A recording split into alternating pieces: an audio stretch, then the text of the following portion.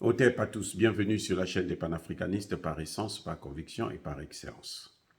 Celle des citoyens qui émitent par nécessité et obligation de combat. Nous sommes une chaîne qui n'est guidée que par nos ancêtres et rien que par les ancêtres qui appartiennent à l'égrégore du monde noir.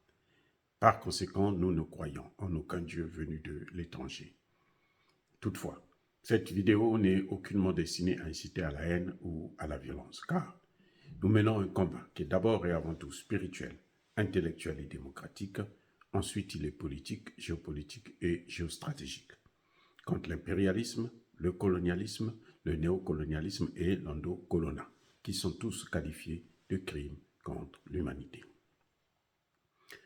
Nous menons ce combat sur la base du principe fondamental que nous avons hérité de nos ancêtres kémites, qui est celui de la Mahat, c'est-à-dire solidarité, vérité et justice. Vous êtes donc en droit de connaître la vérité et nous avons l'obligation de vous dire la vérité, rien que la vérité, afin que justice soit rendue au continent africain. Et ça, c'est notre modeste contribution dans cette noble lutte en faveur de la souveraineté, la dignité, la solidarité et l'unité africaine. C'est exactement ça que nous appelons le panafricanisme. Bien-aimés frères et sœurs, l'armée Israël va rentrer dans Gaza.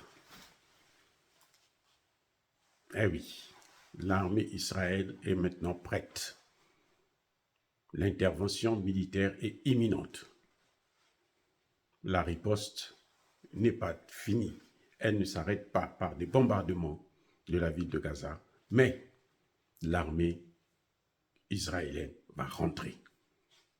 Elle va intervenir par les airs, par les eaux, la marine va intervenir, et par les terres. Les fantassins, ils vont rentrer. Ils ont demandé, ils avaient donné 24 heures aux populations du nord de Gaza de descendre vers le sud et ils ont prolongé ça pour quelques heures. Donc je pense que ne soyez pas surpris d'apprendre que l'armée est rentrée dans Gaza. Et là, il n'y aura pas de quartier. C'est la loi de Talion, œil pour œil, dent pour dent. Voilà ce qui est en train de se passer.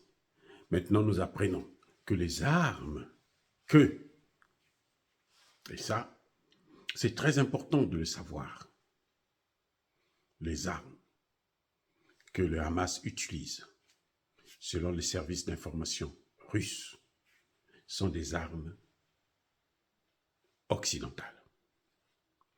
Les Occidentaux, les États-Unis, CNN avaient déclaré que ces armes venaient en fait de la Russie. C'est faux. CNN a encore menti le monde entier comme d'habitude. Ils voient toujours le diable dans la Russie, alors que c'est eux-mêmes qui constituent le diable en puissance. Ces armes ne viennent pas de la Russie. Les Russes ont affirmé que leurs armes à eux, ils assurent que ça arrive à destination.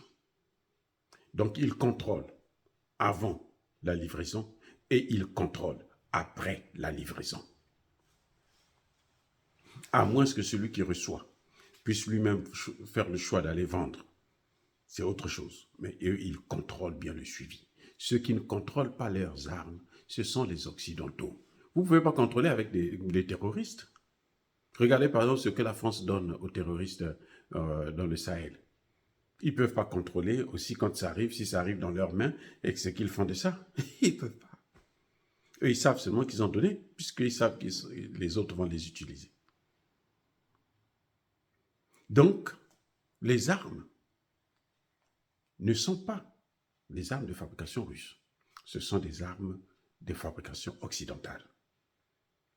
Ce qui rejoint la thèse dans ma précédente vidéo où j'ai parlé de la même question.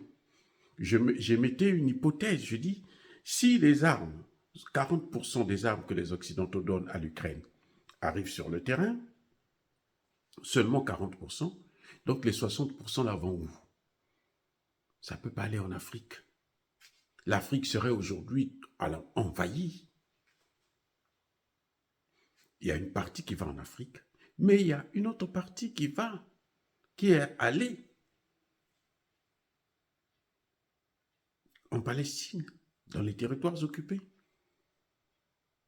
auprès du Hamas. Ça veut dire quoi?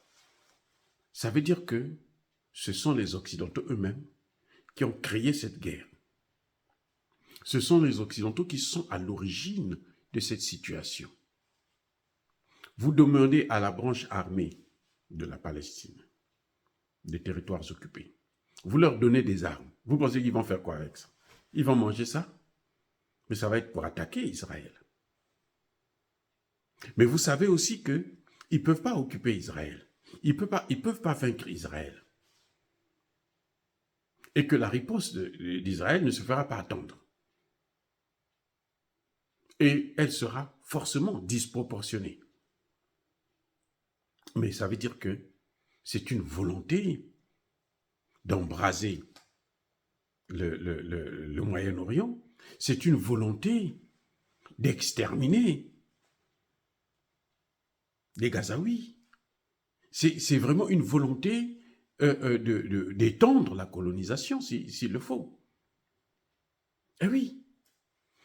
Pourquoi, comment les Occidentaux vont-ils créer une guerre de toutes pièces comme ça? Ça, c'est un problème grave. Et vous savez quoi? L'armée, le porte-avions américain, le navire américain de guerre, est déjà pratiquement en Israël. Parce qu'ils souhaiteraient, ils vont probablement intervenir. Donc, vous voyez, c'est pas sûr que ça s'arrête seulement dans Gaza. C'est fort probable qu'ils aillent encore attaquer la Syrie, qu'ils aillent... Donc, on est en train de... Ils veulent embraser le Moyen-Orient. C'est ce que l'on voit. Et ils ont tout de suite trouvé un auteur, c'est Poutine, encore Poutine. Alors que cette fois-ci, Poutine n'est pour rien dans cette affaire. C'est comme lorsqu'il y a eu la guerre en Ukraine. Ben oui, Poutine a envahi le Donbass, l'Ukraine. Mais pourquoi? Parce que depuis 2014, là, pendant 8 ans, l'armée ukrainienne n'a cessé de massacrer des populations russophones. 14 000 ont été tués. Et la communauté internationale n'a rien dit. Les Américains, les Occidentaux, les pays de l'OTAN faisaient que envoyer des armes pour qu'on puisse massacrer encore plus. Exactement ce qu'ils ont fait. Ils ont piégé le Hamas pour le pousser à la faute et puis donner l'occasion à Israël d'intervenir. Et eux-mêmes, ils vont intervenir avec eux. Voilà le scénario qui se profile à l'horizon. En tout cas, l'intervention militaire, l'entrée des troupes au sol est imminente, appuyée par la marine et par les troupes, les avions de guerre. Dire cela, c'est inciter à la haine ou à la violence. Non, vous devrez connaître la vérité. Yahba Kolervé. Encore une fois de plus, bien-aimés frères et sœurs, soyez bénis. Je persiste et je signe. Soyez abondamment bénis par le Dieu des Kémites et par nos ancêtres angélisés. Mais que tous ceux qui persécutent le continent africain le pillent et le déstabilisent, qu'ils soient noirs, blancs, chinois, arabes, indiens, qui qu'ils soient punis, maudits, foudroyés, neutralisés, écrasés, effacés par le Dieu des Kémites et par nos ancêtres angélisés. Vive l'Afrique éternelle, j'ai dit et j'assume.